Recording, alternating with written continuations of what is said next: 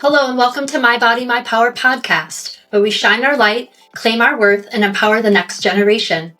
I'm your host, Kristen Rubis, a heart-led entrepreneur, mentor, and the creator behind the My Body, My Power movement.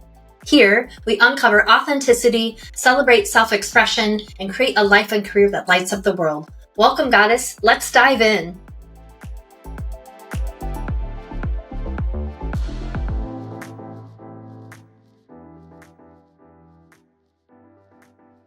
Hello, My Body, My Power friends. Welcome back to the podcast. I'm your host, Kristen Rubis, and I have the great honor of having an empowering conversation today with Kelly Newton. Welcome, Hi, Kelly. everyone. Yay, Hello, thank you. Yes. Well, tell us a little bit about yourself and the amazing work that you're doing in the world.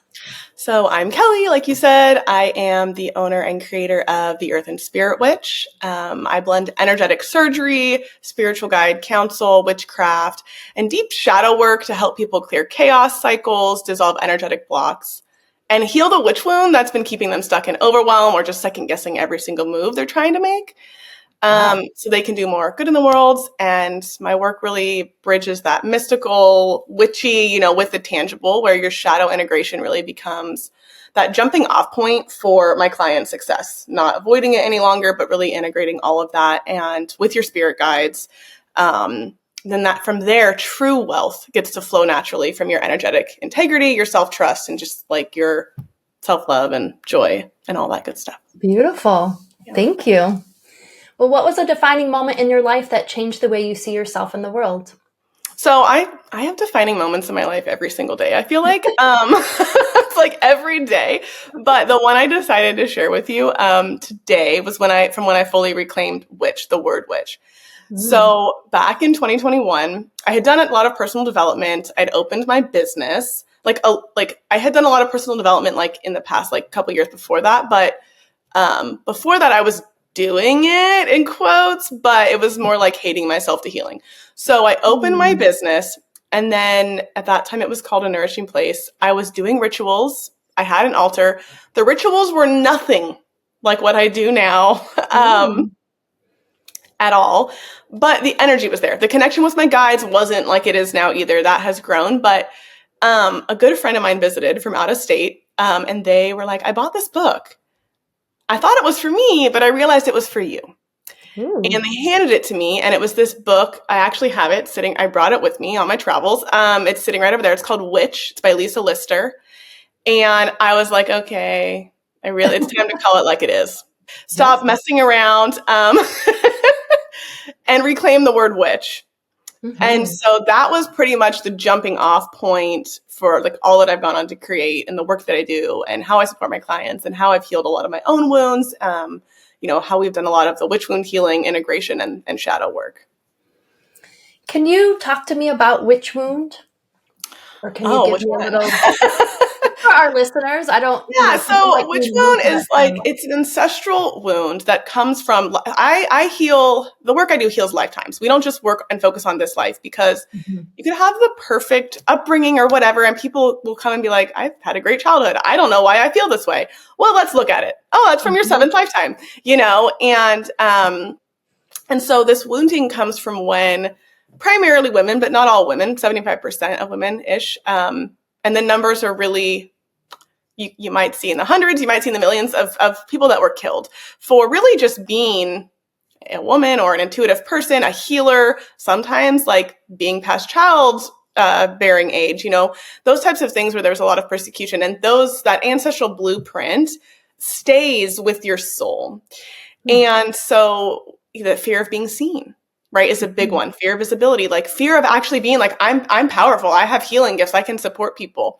So that almost like a fear of waking up in a sense to your true gifts and your true power because of what could happen if you do, because of what has happened.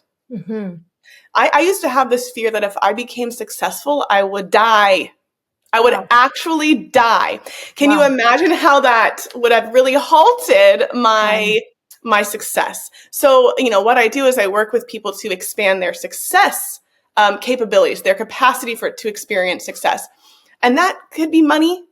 That could be, family. That can be trips, whatever. That could just be living on a homestead, whatever your version of success is. But what is there is sometimes that there's invisible blocks. and they can connect to codependency, the fear of being seen, wealth guilt, just the fear of sharing who you truly are. I work a lot. I have a client who's really reclaiming witch right now, and there's just so much depth there of just how it's like, is it counterculture? Like, will anyone still care about me? You know, all of these beliefs that really come from that wounding, the witch wound. Wow, Yeah. thank you. That was a beautiful explanation. Well, what is the personal journey behind your passion, and how does it connect you to what you create and offer in this world? So, you know, I spent years really hating myself to healing. I was wondering if I was a good person. Like, deep down, I knew I was, but I was like, am I a good person? You know? And I was really freaked out to actually go to those really deep layers, because I'm like, what if I don't like what I find there? What if I'm actually terrible? You know? And I focused so much on healing my physical body because I was diagnosed with some chronic pain things when I was about 20. And obsessing over that was a way to actually avoid going really deep. So I struggled with chronic pain. I struggled with debilitating intrusive thoughts, but I didn't know they were called that at the time. And actually, it's funny because if I look at my chart now, my birth chart, I can see the rigidity. I can see the purity. I can see the deep criticism of self is all within my Lilith. Just such debilitating self-criticism. So I could see all that. I didn't know what intrusive thoughts were then. There's like big old witch wounds, you know, that fear of being seen. Like I said, I thought I would die if I became successful.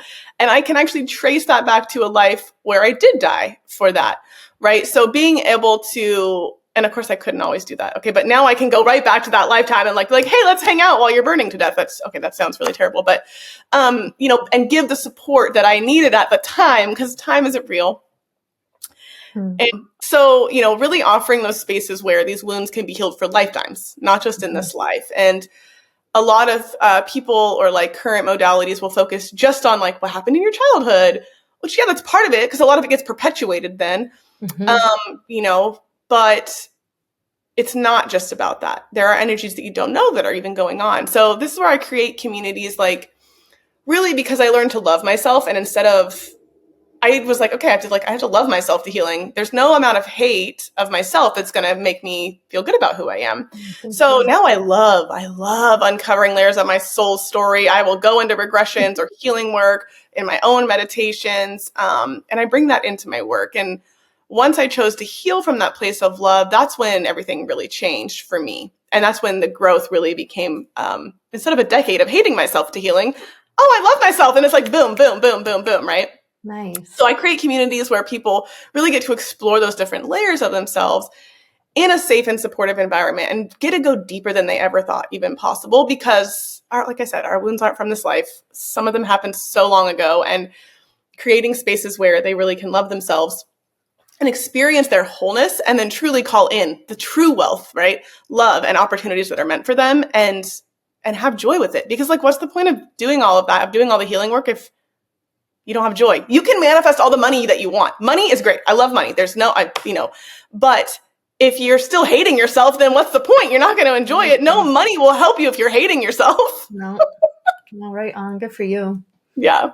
Yeah, it's a journey. It's definitely a journey. What does radical self-love mean to you, and how has it played a role in your journey? I feel like we kind of touched on this a little bit, right, in the last question, but like, you love yourself always. It's, it's not about like, oh, I don't like myself, but I love it. It's just loving yourself. You just accept yourself, even if you're going through a dark tunnel, even if you made a mistake, even if you're having the time of your life, like you're so much more than this one lifetime or that one mistake or that one choice or that one person in your life or that one time you got hurt. Like, what stories are you telling yourself? You can't hate yourself to healing. And if you choose to love yourself now, that's actually when the deeper healing begins. Even if like you're almost faking it, like, because that's just having belief in yourself, right? It all just also, like, I think this really connects back to loving your body first. You have to love your body. That's the vessel that houses your soul and that supports all of your experiences. And if you don't, and we're actually disconnected from our bodies. And that actually ties back to the witch wound because people were hurt, or tortured to give up names of other people, other witches, and it's that first point of disconnect from the body, which is like in my rituals, we will go back in this lifetime and other lifetimes to meet that first point of disconnect from the body. I've guided people through that, and it's really powerful. And actually in ritual is where I first fully reconnected with my body. Okay. Because if you've experienced any kind of chronic pain or any issues like that, then you might know that it's easy to disconnect from your body or blame your body or be mad at your body or why did you do this to me? And now I can see the reasons why it happened and why my body was actually supporting me and really treating my body as bestie. That's like one of the pillars of my business. Body is your best friend. And so when you're loving your body, that actually is going to expand out into all areas of your life. And it's expanding that trust and capacity within yourself to be able to receive more from others, like money, love, whatever, opportunities, collaborations, and feeling like, oh, I am good enough because I love myself first. So who cares what so-and-so thinks about me? You know? Sure. Well, and I think it's also a journey. It's a bit of a roller coaster. I mean, thinking about when we're teenagers and we're just coming into our development and our sexuality and our expression, and then going into being a maiden or a mother, and then living that life, and then going through menopause. I mean, it's such a journey. Right? There's so many transitions. Yeah. Well, and even just with that too, Kristen, like thinking about what we weren't taught. Yeah. I didn't learn about my cycle until I was in my 30s. Right. I mean, yeah, I had a period. Right. Yeah. You know, and I didn't learn how to actually work with the magic of it until my 30s. And so now I'm 37 and I'm like, I don't want to hit perimenopause or I don't want my cycle to change yet because I just feel like I'm getting to know it. Yeah. And so, right about the time I feel super like solid, I'll be like, oh, and we're transitioning. Well, geez, just side note, we should collaborate at some point because I teach menstruation and body stuff in My Body, My Power for the youngers. Yes. And it's really a beautiful thing to just create a really safe container and talk about the things that we don't talk about. I mean, I get that often in my camps. Like, people don't talk to us about this stuff. People don't listen to us like you do, kind of thing. And to be able to find the magic of this experience in our bodies is really empowering. And it's to embrace it. I had someone say this to me because they have a lot of daughters. And I was like, oh, tell me when they have their first bleed. And they're like, well, yeah, you're probably the better person to talk to about it because I hate it. And I'm not going to give them good advice. And I'm like, send them to me, please. I'm like, no, it's a gift. We need to honor it. We need to treat it as like, get flowers, not like, oh, I'm going to put in my calendar when you're going to be grumpy every month. It's like, no, it's like, let's actually teach these people to work with it instead of against it. But, it comes from hustle culture, patriarchy, living in this society where we have to kind of live within the confines of a 24-hour energy cycle, like men do. And that's not everyone, but that's how we've been taught that we have to be. Like, also hide your period. Like, be ashamed when you're buying tampons at the grocery store, which, should be free, but whatever. And, just things like that where it's like, plug, where it's like, okay, and again, that all does make us disconnect us from our body even further when actually being in tune with our cycles is a gift. And I am someone who has had and experienced very painful periods. So that's not to say, like, some people don't, but like, so I'm not here being like, it's a gift and I have the best cycles ever. That's not what I'm saying. Okay. That's not what I'm saying, but actually a space to learn how to honor your body. And this is a big part. I mean, having my business is really great because like I used to have to go to work when I was bleeding and like really put a lot of energy output and just feel horrible. And now it's a privilege. I don't have to do that. I get to stay home. I can lay in bed and work those days, or I don't have to work those days. Right. I can show up with face to camera or not, depending on just my energy, Yeah, beautiful. Thank you. What is the most authentic version of you and how does it align with the impact you want to make? Once again, this is connecting to what we just talked about the energy too, because for me, I change all the time. And, I'm a Gemini sun, I'm a Pisces North node in the 8th house. It's my life is constant death, rebirth, and transformation. I've got 7 open centers in human design, which is a lot of open centers. And I'm super cyclical. Like, I'm very connected to my inner cycle, the moon, the earth cycles, right? So when I'm flowing with that is me being in my authenticity. Not when I'm trying to fight it or overplan like a ton for my deep luteal phase, for example, right? It's actually letting myself flow. That's the authentic version of me. Because for me, allowing myself to expand and not being afraid to change minute by minute, right? And still show up and share what I feel in the moment. Because I used to have this fear that like if I showed up and shared something online on my platform, but then like a week later, I was like, I don't agree with that. Or like 2 years later, I'm like, that's not what I believe now. Because the way I used to teach about money, 4 years ago is not the way I teach about money now. Am I going to get canceled? Are people going to think I'm a liar? It's like, no, dude, you can change your mind. And that I think is what keeps people from sharing their power too, is this whole cancel culture thing. I do change and I grow so rapidly, and I change all the time. And now I don't have to be like afraid, right? I'm always going to change, and that's going to be the most authentic thing for me. Yeah, and embracing it and celebrating it rather than denying it. Just loving the death, rebirth, and transformation. Honestly, to me, that's my whole life. Like, I'm like, woo, we're in it. And right now I'm in my my nodal return. So the North Node's in Pisces now. And I knew it was going to be like a crazy 18 months. I think I have like 7 months left.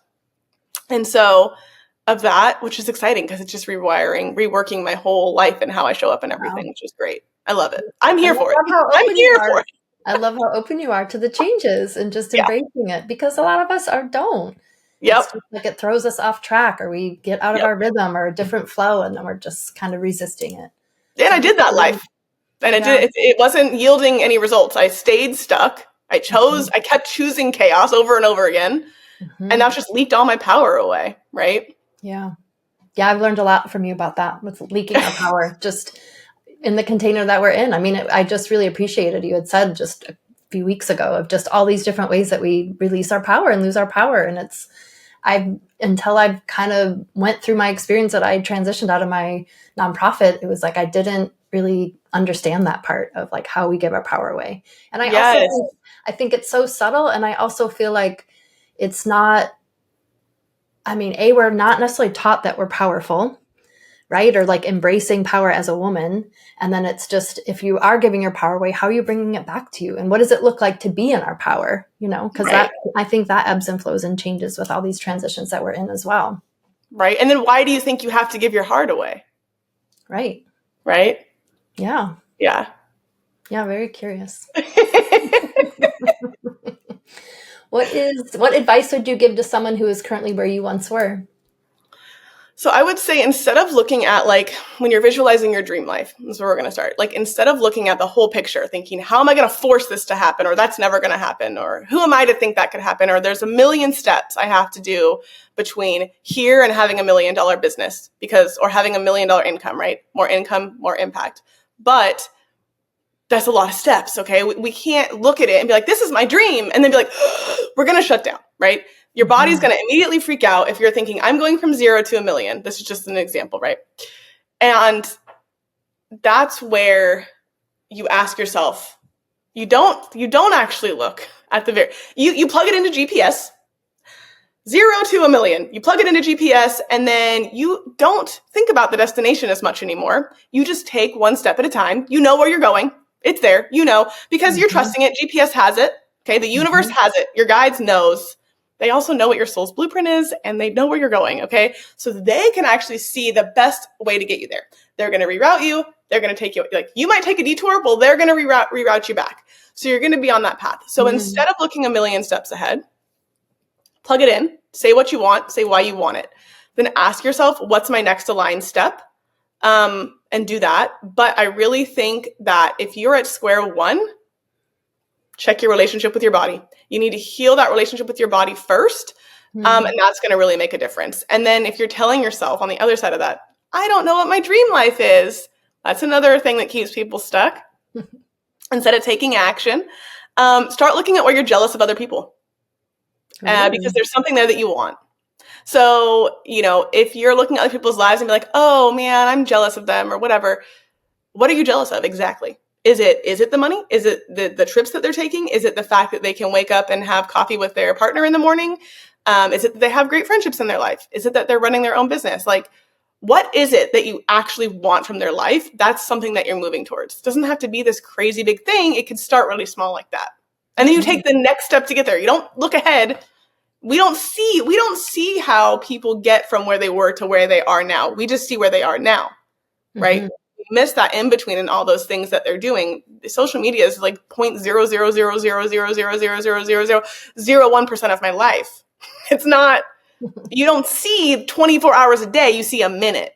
Right. You know, when you think about it like that, when you think about those people that you're looking at, or even your friends on social media or whatever, you know, you're only seeing a snippet of what they're really going through in all depth and what they've moved through to get to where they are. And just don't compare yourself to other people. Their timelines are not yours. Totally.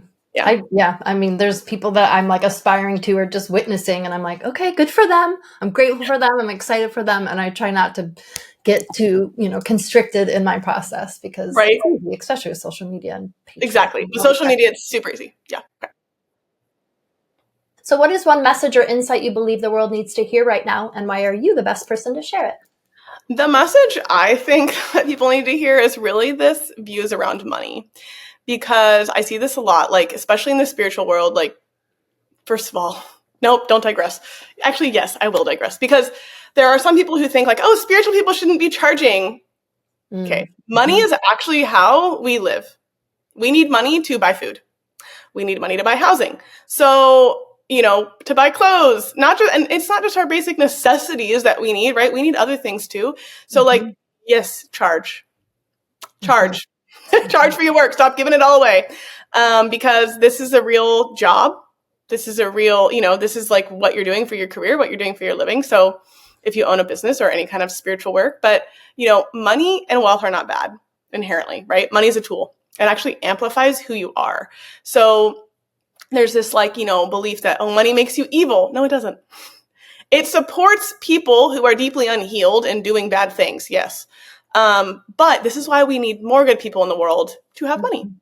Because I used to think money was bad. I used to believe that, what they told us to believe, that money doesn't buy happiness. I actually disagree with that now.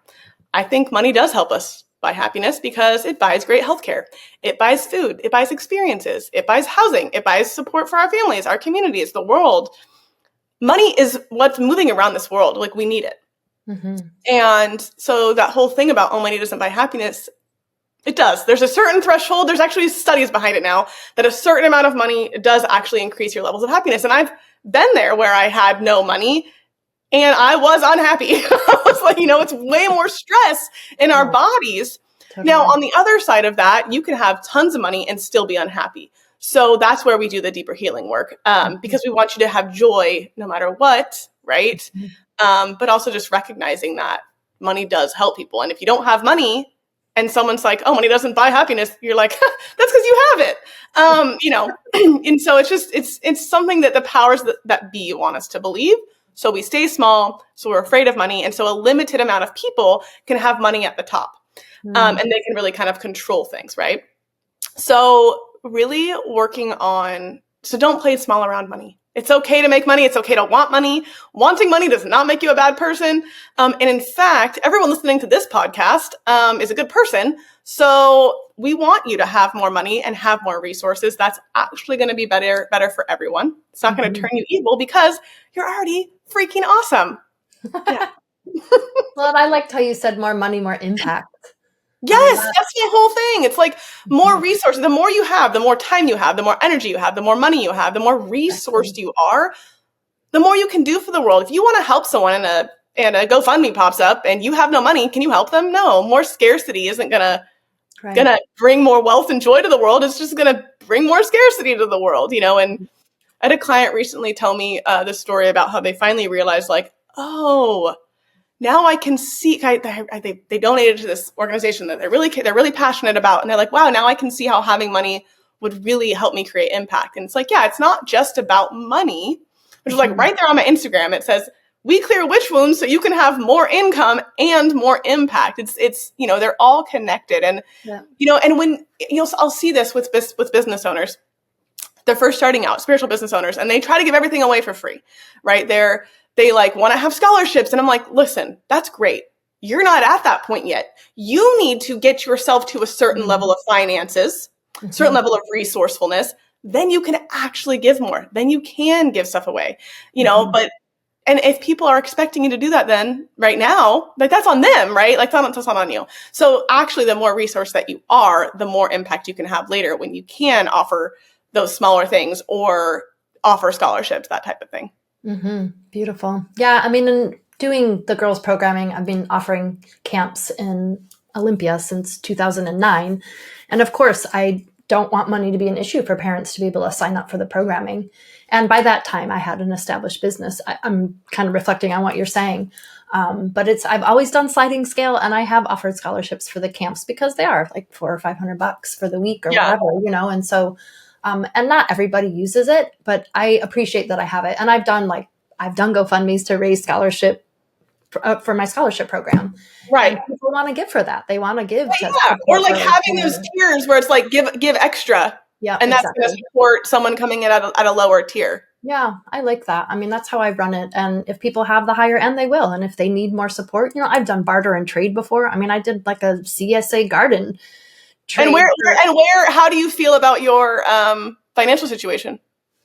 Well, I want more money. I want to be more financially stable personally. And transparency, I'm joining your program. And so it's like, I'm definitely excited to just kind of see those layers. I'm already a super generous person and I'm already making a wonderful impact on the planet. And if I have more wealth of time, money, energy, then more generosity and impact goes into the world. I mean, that's my mentality right now around it, and it's, but yeah, I don't know. I mean, I'm working with trust. I'm working with fear of success. I'm working with wanting, to fully be seen. I mean, these are things that I'm personally working through that I feel like will help me to jump up to that next level. Right. Yeah, it's a process. It's definitely a journey, a little bit of a roller coaster, but I agree that it's coming back to self-love and accepting our bodies and all of these things that you have shared. It's really becomes that holistic essence of who we are. It's a whole package. It's not just this, that, or the other. It's like, it has to be a full expression and a full orientation of all of those aspects for us to be in that place of power. I mean, and just, and I think too, sovereignty and just those essences of our power. I really appreciate learning more about that over the last couple of years of just standing in those places. And it's a ride. It ebbs and flows, but that's curious too. Yeah, no, I'm excited to work with you more to just kind of try to fine tune those parts because things are happening for me. I mean, it's not like it's not, but I'm ready to experience more. It's really so much about expanding your capacity to receive. Mm-hmm. Thank you. Right. Yeah. And I think that's where, I used to think, I need to offer, scholarships and all these things. Actually, like you have things that are free, right? You have things that are lower ticket, right? And people can kind of work their way up. And I think, to me, I now know that like, I can't outsource my energy like that.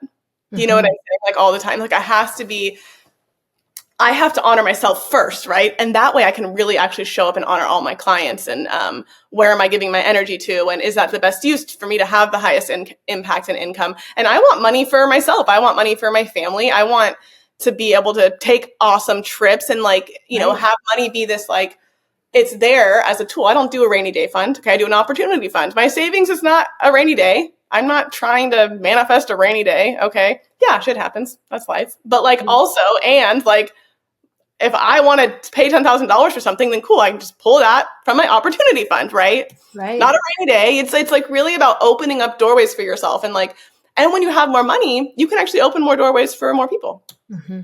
And that's what I'm excited about too. Right. Where you can hire that team or that help or like really, and you can have them helping you facilitating these smaller offers or whatever. And I've seen but for me, I think a lot of it has to do with like wealth legacy too. But true wealth is not just money. I mean, it is, but it's your health. It's your relationships. It's how much you love yourself, right? There are plenty of people who have a ton of money who are not happy. For sure. And this is where we release that hustle culture, right? Or we set the boundaries around our business and our energy. Like what actually can I handle? Instead of doing 5 days a week of chat support, I really know I can get behind 3 and I can show up fully for those 3 and then still have the other 4 days to really work on my true wealth, right? Which is frequency. Yeah. I was just going to say just the energy and the frequency of all of it too comes into every action and experience that we have. But I think this kind of trope that people do is like money doesn't matter. It does. Mm-hmm. It does matter. And that's the culture that we're living in. Do I like the idea of being able to trade with people? Yeah, that would be great. But I need to pay my bills. Mm-hmm. I need to be able to buy things. So yeah, I don't really do trades anymore. Mm-hmm. That's kind of, and I don't currently offer scholarships, but I offer payment plans. So someone could come in, or I just had Glow. That was $27 offer. That was super high touch. They got 5 days of direct support with me. Amazing. So there's ways to do, and then if they can, or they want to, they can come in to the next level. Right. But if they can't, they're still going to get huge impact from that $27 offer. So I think there's a way to balance having those higher levels with those, other entry points. Because I am someone who's, only gone into a program because it was $55 a month for 10 months. It was a 2-week program. I paid on it for 10 months because that was how I could enter it. So I'm super grateful at that time that they had that. Now I can pay more than that, right? Now I can be like, okay, I want to join this. Can we, do 2 payments of, whatever it is, right? Right. But at that time, that's what the payment plan they had was. And I was like, cool, I can go in at $55 a month. So there's things, there's just ways to work with it where people can meet you where they are at, but also where you're still going to honor your energy. Mm-hmm. Thank you. Yeah. Well, Kelly, how do people find you online?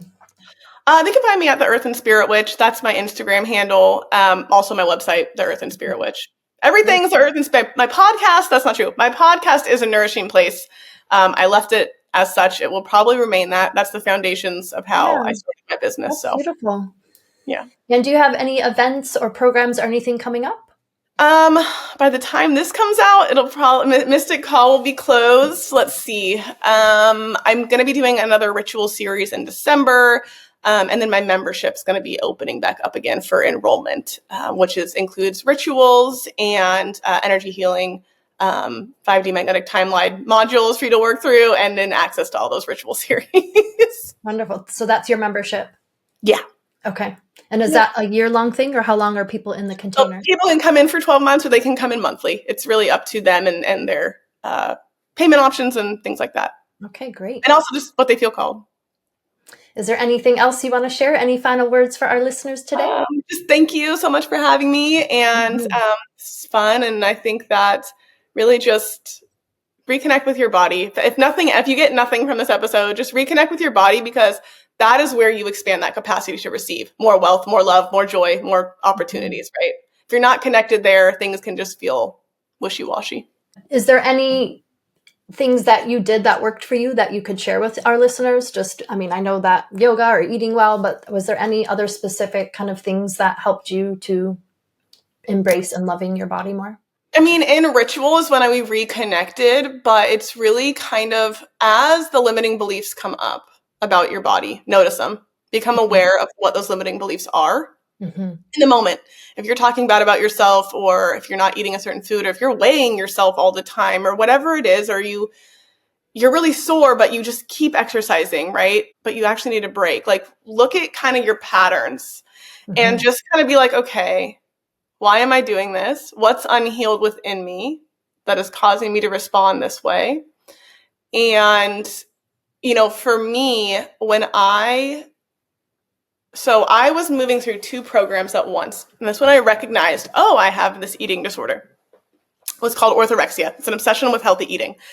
And as soon as I recognized it, I was like, oh my God. And I knew why I was doing it. I was doing it because I was trying to help my body heal. But I actually had gotten so terrified, I'd walk into the kitchen, I'd look around, and I'd be like, everything in here is going to kill me. Even though we bought like top of the line, all organic, blah, blah, blah. I was like, everything in here is going to kill me. It was so stressful. My husband and I would often speak about how my stress about food was going to kill me before him drinking a Coke ever would. You know what I'm saying? And I was like, I know. And as soon as I recognized it, I started doing like a little calorie count, and I was like, wow, I'm not eating enough. And as soon as I never went through therapy or anything for it. I was like, oh, that happened. I'm not even going to attach myself to that identity. Cool. And I immediately was like, no, I ate every 3 hours, and I gained weight. I gained about 30 pounds pretty rapidly. So someone who'd always been like a size 2, like really small, gained 30 pounds pretty rapidly. And it was really interesting because I was like, oh, I didn't think I cared about my size, but apparently I did. So I stopped moving. I stopped exercising. And because I was afraid that I would exercise to lose weight, and I didn't want to do that. Because I was like, no, I want to love myself at any size. And around this time, maybe like a year after this or so, I was at a family party, and one of my aunts goes, Kelly, are you pregnant? And I was like, no. And I just think that's a terrible question to ask people. So rude. So I went to my energy mentor, and I was like, I want to love myself no matter what. If I woke up tomorrow and my whole body changed and I was, 500 pounds or whatever, I don't care. I want to love myself. Mm-hmm. So the other part of that was then I went through a pretty big period, gosh, it wasn't even that long ago, where I could barely walk.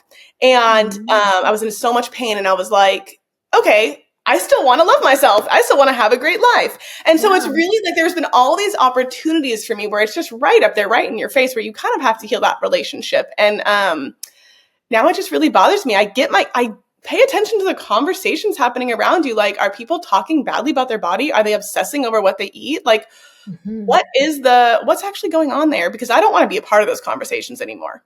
I don't care if so-and-so lost weight. I'm not going to lie. I just don't. I care how they feel. How they feel about their body, how they feel in their body, not even about it, but just how do you feel in it? Does it feel good to you?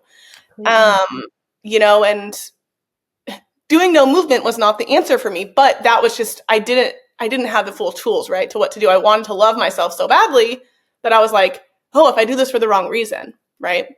Wow. So I would say, like, that's the whole story. I appreciate that. I think that within it, it's like, I love myself now more than I ever did as a size 2. Who cares? It's not about the size or the weight or even the ability or the pain level or whatever that someone's in. You can love yourself regardless. And I think that's been like the biggest gift of all of it. I could not do my work if I didn't love myself, if I didn't trust myself, right? Or if I didn't, even when I second guess myself, because everyone does, and I do too, I can have the ability to go back in and be like, hold on, what's actually going on here? Like, let's stop. And almost everything I teach, it comes back to the body. It comes back to, are you fed? Are you watered? Have you moved today? Right? It literally comes back. Do you need a shower? Do you need sleep? It comes back to that, because when you're spinning, your body's spinning, and you have to come back to the body. Then you can get the clear spiritual guidance. Then you can take the action. You can't take the action if you're hungry, tired, and dehydrated. It's going to be a lot harder to take those actions. So when you love your body, you're actually working with it in tandem. And my body used to be like super freaked out that if we became successful, I'd forget about it and I'd go into more pain. That's because I pushed it. I pushed it so hard in college to the point where that's when all the chronic stuff came up. I would get acupuncture. I'd fall asleep on the table because I was so exhausted from internships, jobs, driving, school, all the things. I was not honoring myself. I feel like that's like a big thing in people's 20s. I didn't know about my cycle. I didn't know how to honor any of that. So just honoring where you are at with your body. And I've had several clients who come to me, and I feel like this maybe just with women too, with more chronic pain. They have chronic pain or they have these flare-ups. And instead of being super scared during your flare-up, actually be like, okay, I'm going to accept it. There was this point where I accepted the level of pain I had. And I was like, if this is the level of pain I'm going to have for the rest of my life, I'm going to accept it. And I'd been so afraid about accepting it because I thought I was then telling the universe, I'm fine with it. You can leave this level of, but really what it was doing was being like, oh, she's relaxing. She's fine with it. We can actually open more doorways. We're going to actually work on releasing a lot of this pain. Right. Beautiful. Thank you for sharing that. That's why I asked, because there's so many different things out there that we can do. Yeah. I just appreciate that that's your foundation for then lifting off into other areas of business, life, relationships. Yeah, because that all happened like the same year, but before I started my business. Wow. Good for you. You're glowing, girl. That was like January, February, and then I started my business in June. So it's like, and of course it's grown so much more since then, even just in the last 2 years, how much it's changed. Or since it really became the Earth and Spirit Witch too. And it's like, that was a reclamation of self too, right? Like, I don't want to do this. I want to do witchy shit. I'm sick of this business. I want this. So I ended up doing a whole business name change. It still was under that, but I changed it all. I was like, nope, now we're not. It's not even doing business as anymore. It's a full name change. Good for you. Yeah, It's so empowering. yeah. I mean, I'm new to your world. You can change things, and I think that I was so freaked out about my business name, and I was like, wait, I can change this. It's fine. Yeah, rebrand, yo. I did that. Yep, exactly. Like, you can rebrand your whole identity tomorrow. Like, you can just choose. You can just change everything you want because you want. And I think that people are like, well, what people think about me. Who cares? You can't control their perception of you. It doesn't matter. Ever. Like, who cares? And I know it's easy to say that, and it's something else to put it in practice, and it does take time, but it's like, the more you do it, even with the little stuff, most people are not going to live like you because they're not willing to go to the depths. If you're willing to go to the depths, I mean, of your soul, you can do anything. Correct. Yeah. Well, thank you for being a leading example of going to the depths of the soul and re-embracing self-love and body acceptance, because it's true. Well, thank you, Kelly, for this amazing conversation. Thank you to our listeners for hopping on. We look forward to our next conversation, and have a wonderful day. Community Power rocks.